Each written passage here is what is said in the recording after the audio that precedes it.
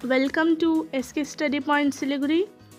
आप SK study point Siliguri के playlist में जाकर क्लास वाइज या सब्जेक्ट वाइज प्लेलिस्ट को चूज़ कर पढ़ाई आसानी से कर सकते हैं। आप देख रहे हैं इसके स्टडी पॉइंट सिलीगुड़ी का model activity task environment and geography class 8 अगस्त 2021 को।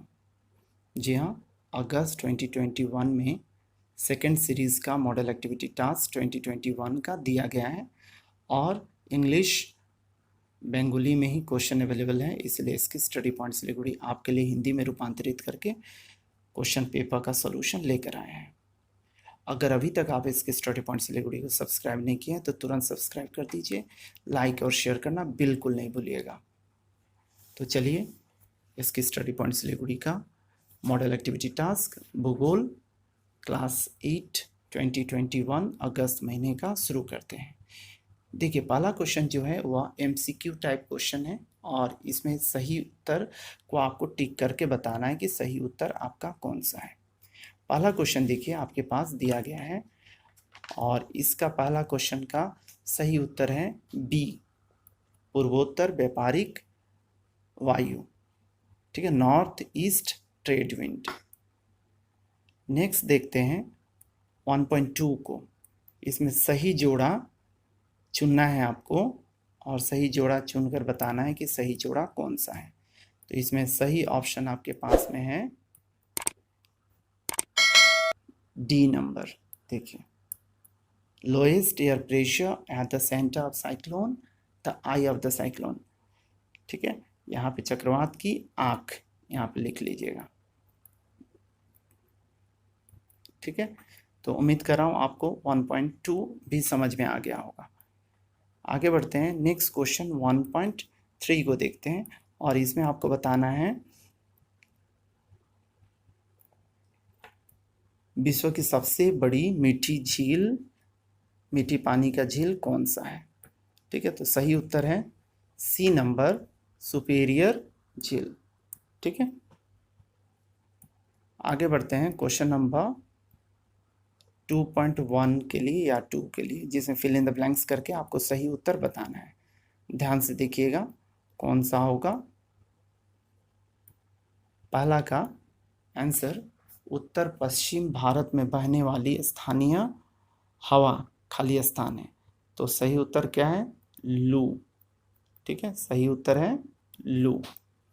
किसी एक निश्चित समय में मानचित्र पर समान परिमाण में वर्षा वाले बिंदुओं को मिलाने वाली रेखा खाली स्थान कहलाती है। तो इसका सही उत्तर आप क्या लिखिएगा, समवर्षन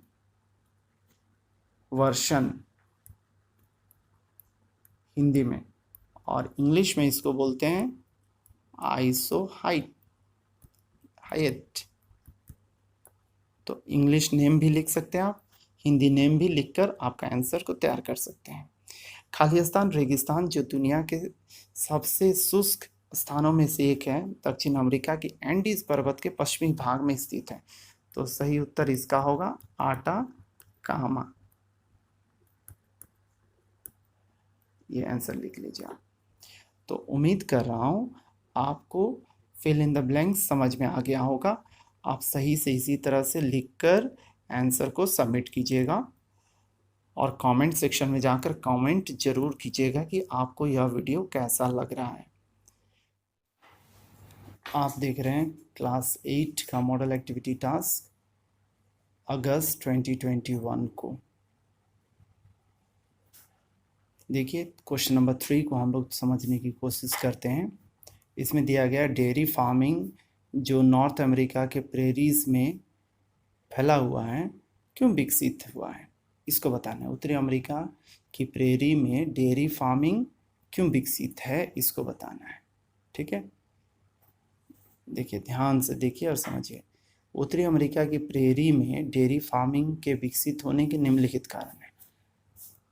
पॉइंट नंबर 1 देखिए, घास के मैदान का विस्तार। उत्तरी अमेरिका महाद्वीप के मध्य भाग की संपूर्ण समभूमि में प्रेरी घास, एक तरह का घास होता है, का मैदान का विस्तार है। वसंत ऋतु में जब बर्फ गल जाती है, देखिए जब वसंत ऋतु में बर्फ गल जाती है तब इस क्षेत्र में क्लोवर, अल्फाल्फा घास और भुट्टा होता है। यह घास की विस्तृत भूमि पशुचारण के लिए प्रसिद्ध है।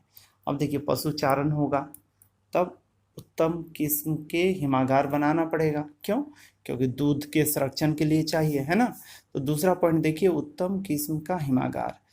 प्रेरी घास के मैदान में पशुओं के दूध के संरक्षण के लिए उत्तम किस्म का हिमागार बनाए गए हैं।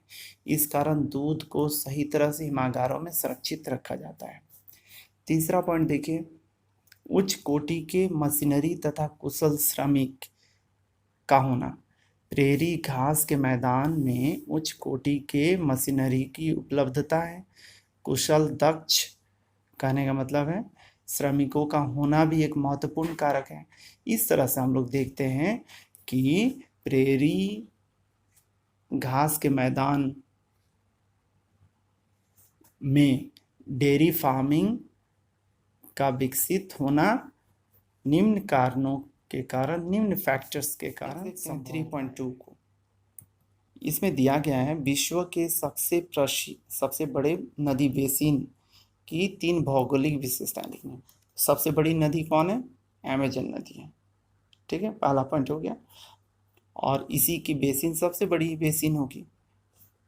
अमेजन बेसिन की 3 भौगोलिक विशेषताएं लिखना है। पहला देखिए, अमेजन नदी की अववाहिका भूमध्य रेखीय क्षेत्र में स्थित है, इस कारण इसे वर्ष भर जल प्राप्त होते रहता है। ठीक है, दूसरा पॉइंट देखिए, अमेजन नदी की अववाहिका का आयतन देखिए 7050, उसका 000। ठीक है, वर्ग किलोमीटर प्रति सेकेंड जल प्रवाह का परिमाण 209,000 घन मीटर है। यह भी इम्पोर्टेंट पॉइंट है। तीसरा और अंतिम पॉइंट देखिए, अमेजन नदी की उपनदियों की संख्या कितनी है? 1000 से भी अधिक है। यह नदियां भी पर्याप्त लंबी नदियां हैं। तो इन सब पॉइंट्स को आप दिखाइए और भौगोलिक जो विशेषताएं हैं अमेजन का उसको लिख डालिए। अगर अभी तक आप इसके स्टडी पॉइंट सिलीगुड़ी को सब्सक्राइब नहीं किए तो तुरंत सब्सक्राइब कर दीजिए। शेयर करना बिल्कुल नहीं भूलिएगा। क्वेश्चन नंबर 4 को देखते हैं और समझने की कोशिश करते हैं। दोनों गोलार्धों में 30 डिग्री और 40 डिग्री अक्षांश रेखाओं के बीच स्थानीय क्षेत्र ज्यादातर वायुदाब पेटियों के खिसकने से प्रभावित होती हैं। तो उदाहरण देकर आपको बताना है। देखिए पहला पॉइंट हम लोग पहले समझ लेते हैं कि क्या होता है वायुदाब के रिंग्स का या वायुदाब का जो बेल्स है, वायुदाब के बेल्स, एयर प्रेशर बेल्स है, उसका खिसकना क्या होता है, क्या शिफ्ट करना होता है, इस चीज़ को समझ लीजिए। उत्तरायण और दक्षिणायन के समय वायुदाब का वलय बेल्ट 5 डिग्री से 10 डिग्री अक्षांश रेखा तक यथाक्रम उत्तर और दक्षिण की ओर खिसक जाता है। इसे ही वायुदाब के वलय का खिसकना या स्थान परिवर्तन कहा जाता है। मतलब शिफ्टिंग ऑफ एयर बेल्ट्स कहते हैं इसको इंग्लिश में, shifting of air pressure belts कहते हैं। ठीक है, आगे देखते हैं। दोनों गोलार्ध में 30 डिग्री से 40 डिग्री अक्षांश रेखाओं के बीच स्थित स्थानीय क्षेत्र ज्यादातर वायुदाब पेटियों के खिसकने के से प्रभावित होते हैं, के कारण प्रभावित होते हैं। इसे हम निम्नलिखित उदाहरणों से समझ सकते हैं। पहला उदाहरण देखिए, ग्रीष्म ऋतु में व्यापारिक वायु का प्रवाह सूर्य के उत्तरायण रहने से कर्क रेखीय उच्च वायुदाब की पेटी उत्तर की ओर खिसक जाती है। इस कारण ग्रीष्म ऋतु में उत्तर पूर्व व्यापारिक वायु के प्रवाह से भूमध्य रेखा के आसपास के देशों में वर्षा प्राय नहीं होती है। तो देखिए यह हुआ। दूसरा पॉइंट देखिए, शीत ऋतु में पछुआ वायु का प्रभाव सूर्य की दक्षिणायन स्थिति में कर्क रेखीय उच्च वायुदाब की पेटी दक्षिण दिशा में खिसकने के देखिए, खिसकने से भूमध्य सागर के तटीय क्षेत्र में दक्षिण पश्चिम वायु से वायु प्रभावित होती है। इसके फलस्वरूप शीत ऋतु में इस क्षेत्र में महासागर के ऊपर बहकर आने वाली दक्षिण पश्चिम पछुआ वायु के प्रवाह से पर्याप्त वर्षा होती है। तो इतने 2 पॉइंट लिख लीजिएगा, 2 पॉइंट काफ़ी है उदाहरण के तौर पे। उम्मीद कर रहा हूँ आपको यह वीडियो अच्छा लगा होगा। नहीं भी लगा होगा तो कमेंट करके बताइएगा कि आपको क्या नहीं समझ में आया। Thank you very much for watching us at SK study points.